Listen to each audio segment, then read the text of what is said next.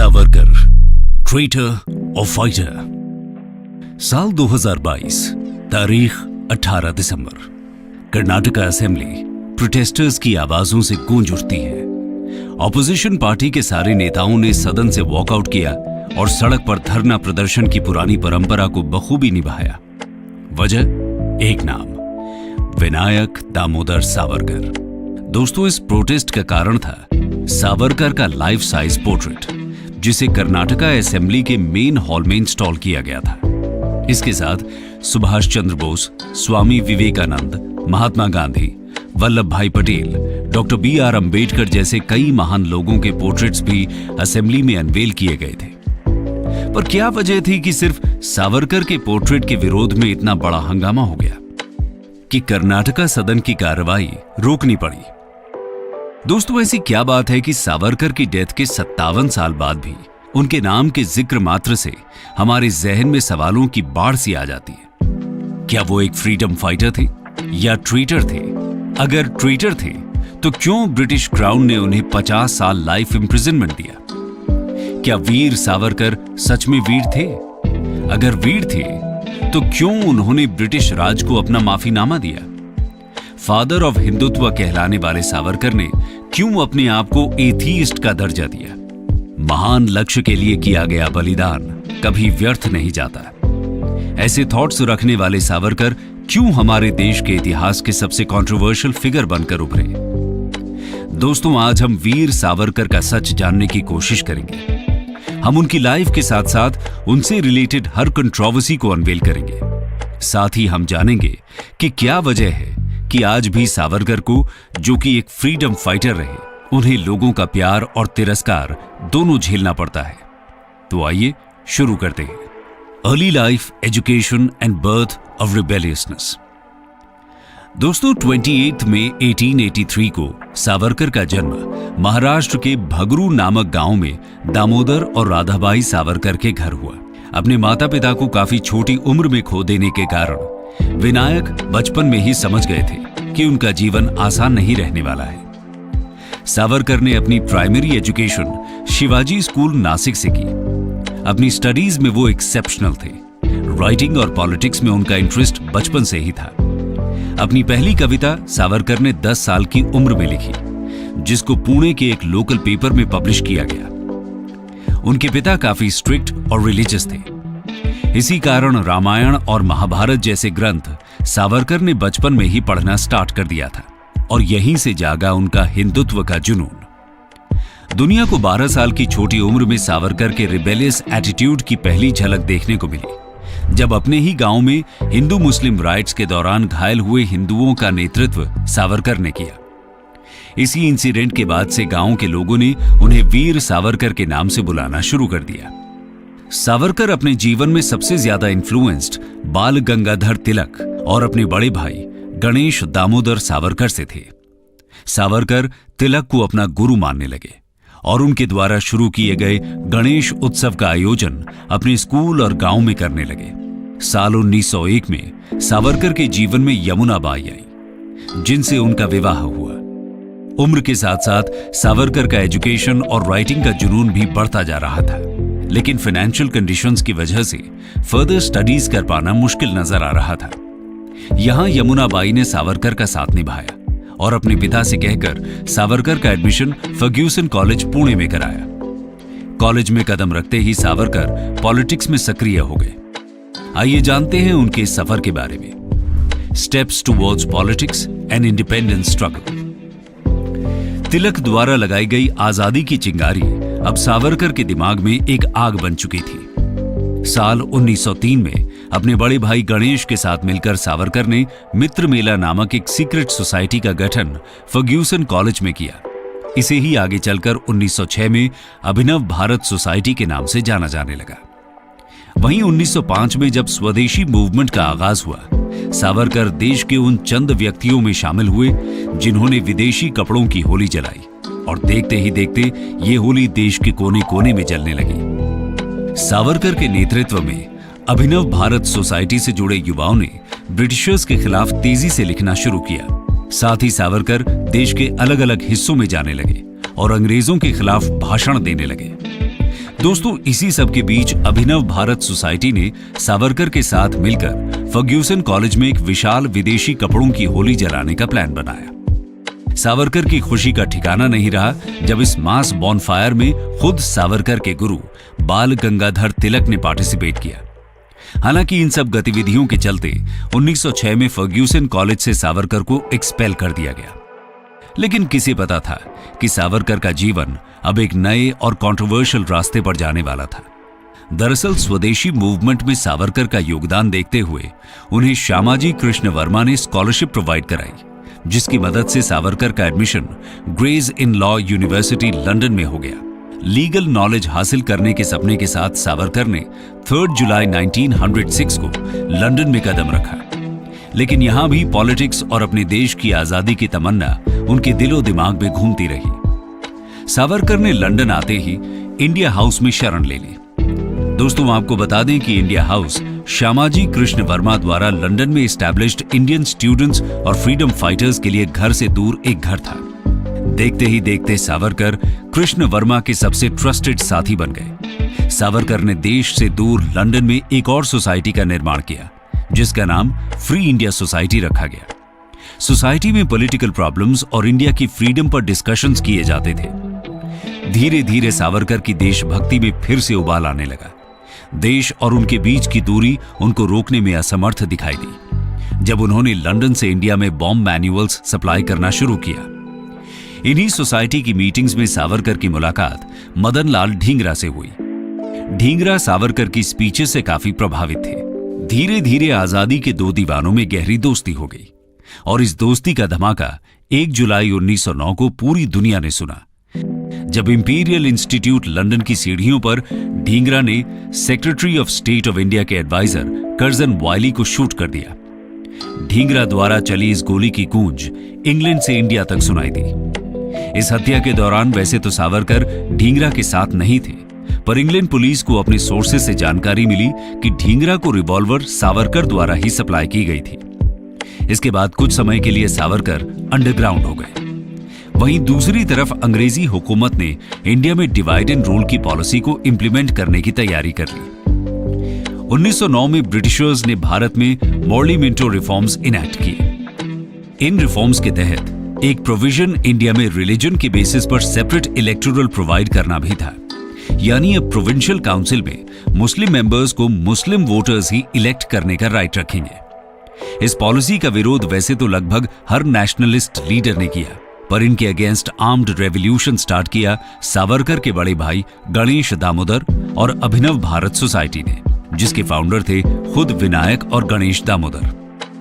इसके बाद गणेश दामोदर पर सेडिशन चार्जेस लगाते हुए डिस्ट्रिक्ट मैजिस्ट्रेट एटीएम जैक्सन ने उन्हें कोर्ट के सामने पेश किया और 8 जून 1909 को गणेश दामोदर को ट्रांसपोर्टेशन ऑफ लाइफ यानी काले पानी की सजा सुनाई गई। सावरकर इस दौरान लंदन में थे और गणेश दामोदर जेल जा चुके थे। इस तरह अभिनव भारत सोसाइटी अपने दोनों फाउंडर्स के बिना अनाथ सी हो गई थी। इसी बीच एक नाम ने ब्रिटिश हुकूमत को एक बार फिर से हिलाकर रख दिया। वो नाम था अनंत कान्हेरे। अनंत भी अभिनव भारत के मेंबर थे और गणेश दामोदर की काले पानी की सजा से आहत थे। अनंत के गुस्से ने आग का रूप लिया और 21 दिसंबर 1909 को उन्होंने एटीएम जैक्सन को गोली मार दी। दोस्तों, क्योंकि अभिनव भारत सोसाइटी के फाउंडर सावरकर थे, जैक्सन की हत्या की कंस्पिरेसी में सीधा शक सावरकर पे जाना भी ऑब्वियस था। ब्रिटिश फोर्सेस ने कान्हेरे के साथियों से कुछ लेटर्स बरामद किए जो सावरकर ने उन्हें भेजे थे और इन्वेस्टिगेशन के बाद सामने आई रिपोर्ट से ब्रिटिशर्स के होश उड़ गए, क्योंकि खुलासा हुआ कि जिस पिस्टल से जैक्सन को असैसिनेट किया गया था वो हमारे विनायक दामोदर ने इंग्लैंड से इंडिया सप्लाई की थी।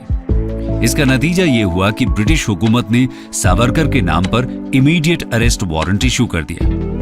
दोस्तों, वारंट के बावजूद ब्रिटिशर्स को करीब 1 साल लगा सावरकर को अरेस्ट करके उन पर केस इनिशिएट करने में।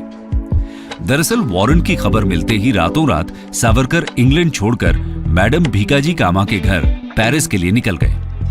हालांकि इसके कुछ दिनों बाद वो फिर इंग्लैंड लौटे और 13 मार्च 1910 को लंदन में कदम रखते ही पुलिस ने सावरकर को अरेस्ट कर लिया। ब्रिटिश ऑफिसर्स सावरकर को लेकर इंडिया के लिए मोरिया नामक शिप में लंदन से डिपार्ट हुए, पर सावरकर इतनी आसानी से हार मानने वालों में से नहीं थे। जैसे ही ब्रिटिश शिप मार्सेय फ्रेंच पोर्ट पर अराइव हुआ, सावरकर शिप से एस्केप कर गए। सावरकर ने फ्रांस की धरती पर कदम रखते ही फ्रेंच गवर्नमेंट से पॉलिटिकल असाइलम की डिमांड की। सावरकर को कानून का ज्ञान था। वो जानते थे कि किसी फॉरेन कंट्री में अरेस्ट को इवेड करना उनके लिए आसान होगा। अब सवाल यह खड़ा हुआ कि सावरकर का असली हकदार कौन, फ्रेंच या ब्रिटिशर्स? यह case permanent court of arbitration तक पहुंच गया। हालांकि कुछ महीनों बाद कोर्ट का फैसला ब्रिटिशर्स के हक में आया और सावरकर को आखिरकार भारत लाया गया। साल 1911 4 जुलाई को ब्रिटिश इंडियन कोर्ट ने 28 साल के सावरकर को section 121A IPC conspiracy against British crown के ऑफेंस के अगेंस्ट 50 साल ट्रांसपोर्टेशन ऑफ लाइफ यानी काले पानी की सजा सुनाई और सेल्यूलर जेल अंडमान भेज दिया। दोस्तों, सावरकर 1924 में जेल से काफी संघर्ष के बाद रिलीज हुए। स्टिल ब्रिटिश सरकार ने सावरकर को 1937 तक रत्नागिरी में कन्फाइनमेंट में रखा, जो ब्रिटिश हुकूमत में सावरकर के खौफ को साफ दर्शाता है। दोस्तों, सावरकर ने पॉलिटिक्स के साथ आजादी के लिए कलम का भी बखूबी इस्तेमाल किया। उन्होंने the Indian war of independence 1857 नामक किताब 1909 में लिखी, जिसने उस वक्त के क्रांतिकारियों के लिए एक ग्रंथ का रूप ले लिया था, क्योंकि सावरकर पहले आदमी थे जिन्होंने 1857 के विद्रोह को इंडिया का फर्स्ट वॉर ऑफ इंडिपेंडेंस बताया। ब्रिटिश क्राउन ने तो दुनिया के सामने इसे बस एक म्यूटिनी का नाम दे दिया था। इसके अलावा सावरकर उस दौर में जेल गए जब कैदियों को बुक्स और पेन की सुविधाएं जेल में नहीं मिला करती थी। इसके बावजूद सावरकर ने लगभग 7000 कविताएं भारत मां के लिए जेल में बनाई और याद की। ये प्रमाण था उस शख्स की अटूट देशभक्ति का, उसकी हार न मानने वाली आत्मशक्ति का। लेकिन सेल्यूलर जेल में सजा काटने के दौरान सावरकर द्वारा लिखे माफीनामे आज भी एक क्रांतिकारी के दामन पर दाग का काम कर रहे हैं। तो आइए समझने की कोशिश करते हैं क्या है ये पूरा मामला और उन्होंने ऐसा क्यों किया। कंट्रोवर्शियल माफीनामास एंड रीजंस। दोस्तों, सावरकर ने अंडमान जेल यानी काला पानी से ब्रिटिश सरकार को अपनी पहली क्लेमेंसी पिटीशन यानी माफीनामा 3 सितंबर 1911 को भेजा, जो ब्रिटिशर्स ने खारिज कर दिया। इसके बाद 14 नवंबर 1913 को जब इंडियन गवर्नर जनरल्स काउंसिल के मेंबर रेजिनाल्ड क्रैडॉक जेल के दौरे पर आए, तब सावरकर ने अपनी सेकंड पिटीशन डायरेक्टली उनको हैंडओवर की, जिसमें सावरकर ने लिखा था कि वो अब वायलेंस को सपोर्ट नहीं करते और ब्रिटिश सरकार को किसी भी कैपेसिटी में सर्व करने के लिए रेडी हैं, बस उन्हें यहां से बाहर निकाला जाए। सावरकर की इस पिटीशन को भी ब्रिटिश कोर्ट ने डिनाई कर दिया। सावरकर ने 1917 में थर्ड पिटीशन फाइल की। इस बार उन्होंने अपने साथ साथ जेल के सारे पॉलिटिकल प्रिजनर्स के लिए जनरल एमनेस्टी की डिमांड अंग्रेज सरकार से की, पर एक बार फिर पिटीशन को ब्रिटिश हुक्मरानों द्वारा नकार दिया गया। सावरकर ने हार न मानते हुए एक और पिटीशन साल 1920 में फाइल की, जिसका आधार उन्होंने 1920 में आए ब्रिटिश क्राउन की declaration of clemency for political prisoners को बनाया। इसके बाद ब्रिटिश क्राउन ने फाइनली 1921 में सावरकर को अंडमान जेल से रत्नागिरी जेल में शिफ्ट कर दिया, मगर कुछ शर्तों पर। दोस्तों, सावरकर से ब्रिटिश गवर्नमेंट ने एक डिक्लेरेशन साइन कराया, जिसमें लिखा था कि सावरकर अपने कन्विक्शन, ब्रिटिश कोर्ट के वर्डिक्ट और इंडिया में ब्रिटिश रूल को अच्छा मानते हैं, और यही डिक्लेरेशन बना सावरकर और उनके भाई गणेश की आजादी और बदनामी दोनों का कारण। दोस्तों, अब बात अगर माफीनामे या डिक्लेरेशन के पीछे के रीजन की जाए, तो उसका एक रीजन सेल्यूलर जेल या काला पानी का माहौल था। यहां पनिशमेंट की हिस्ट्री टॉर्चरस और ब्रूटल रही है। 6 महीनों तक का solitary confinement, oil grinding machines को हाथों से ऑपरेट करना, हफ्तों तक खाना न मिलना, ये सब पनिशमेंट्स इनह्यूमेन थे। 2001 में द गार्डियन ने अपनी article survivors of the hell में सेल्यूलर जेल के one of the last survivor Dhirendra Chaudhary का इंटरव्यू लिया। चौधरी साहब ने 4 शब्दों में अपना गुस्सा जाहिर कर दिया। उन्होंने कहा, we are forgotten victims. Savarkar कानून के जानकार थे, इसलिए उन्हें यह पता था कि पॉलिटिकल प्रिजनर्स के कुछ अधिकार होते हैं। सावरकर ने जेल में इलिटरेट प्रिजनर्स को पढ़ाना स्टार्ट किया और सेल्यूलर जेल में लाइब्रेरी भी बनवाई, जिसे आज लोग माफीनामा कहते हैं। वो उनका लीगल राइट था, जिसमें उन्हें कुछ गलत नहीं लगा। काले पानी के लाइफ स्ट्रगल के साथ साथ वो अपनी वाइफ यमुना देवी के लिए भी बहुत कंसर्न थे। ब्रिटिशर्स ने उनको अरेस्ट करने के बाद उनकी सारी प्रॉपर्टी कन्फिस्केट कर ली, जिसका परिणाम उनकी वाइफ यमुना देवी को बाहर रहकर अकेले झेलना था। काफी हिस्टोरियंस का यह भी कहना है कि Savarkar was the man who knew the value of his life and time. इसी के चलते उन्होंने ये डिक्लेरेशन और क्लेमेंसी पिटिशंस फाइल की। उनको पता था कि वो देश और अपने समाज के लिए जेल में 50 साल गुजारकर कुछ हासिल नहीं कर पाएंगे, बस इसीलिए वो किसी भी तरह जेल से बाहर आना चाहते थे। आइए अब सावरकर के जीवन से जुड़े एक और कंट्रोवर्शियल पहलू पर नजर डालते हैं, जो हैं उनके हिंदुत्व पर विचार। Thoughts on Hindutva. दोस्तों, सावरकर चाहे लंदन में थे या काले पानी में, एक चीज जिसने उन्हें टूटने नहीं दिया वो था हिंदुत्व और उनका हिंदू एकता के लिए काम करने का जोश। हालांकि हिंदू धर्म में विश्वास रखते हुए भी सावरकर हिंदूज की ऑर्थोडॉक्स रिलीजियस प्रैक्टिसेस के बहुत बड़े क्रिटिक माने गए हैं। उनका मानना था कि हिंदूज के कुछ रिलीजियस अंधविश्वास ही हिंदूज की प्रोग्रेस में सबसे बड़ी बाधा है। साथ ही सावरकर ने अपने पूरे जीवन काल में इंडिया में कास्ट सिस्टम का विरोध किया। 1931 के अपने article 7 shackles of the Hindu society में हिंदूज के सारे अंधविश्वासों में उन्होंने सबसे खराब रिजिड कास्ट सिस्टम को माना। इसके अलावा रत्नागिरी जेल में रहते हुए सावरकर ने एक बुक लिखी जिसका नाम था Hindutva, who is a Hindu, और इसी को आधार माना जाता है हिंदुत्व की थ्योरी का। इस बुक में सावरकर ने क्लियर वर्ड्स में हिंदू की डेफिनेशन लिखते हुए कहा कि हर वो इंसान जो हिंदुस्तान में पैदा हुआ है वो हिंदू है। कहने का मतलब है कि हिंदू होना किसी एक धर्म तक सीमित नहीं है, बल्कि जीवन जीने का सही तरीका है। सावरकर ने अपनी हिंदुत्व की डेफिनेशन के 3 पिलर्स बताए हैं: एक देश, एक संस्कृति और एक जाति। सावरकर का मानना था कि जिस प्रकार देवप्रयाग में अलकनंदा और भागीरथी नदी के संगम से गंगा का निर्माण होता है, उसी तरह जैन, बुद्धिस्ट और सिख भी हिंदूज की ब्रांचेस हैं जो कॉमन ब्लड शेयर करती हैं और जिनका यूनाइट होना हमारी आइडेंटिटी और देश में फैलते वेस्टर्नाइजेशन को रोकने के लिए बहुत जरूरी है। इसी के साथ सावरकर की सोच थी कि हमारे देश का नाम हिंदुस्तान इसलिए रखा गया क्योंकि ये हिंदुओं का जन्म स्थान है। यही हमारी कर्म भूमि थी और यही हमारी पवित्र भूमि थी, जिससे सावरकर अखंड भारत के रूप में देखा करते थे। End of controversial figure. दोस्तों, अगर बात करें सावरकर की डेथ की, तो उन्होंने अपने लिए इच्छा मृत्यु चुनी।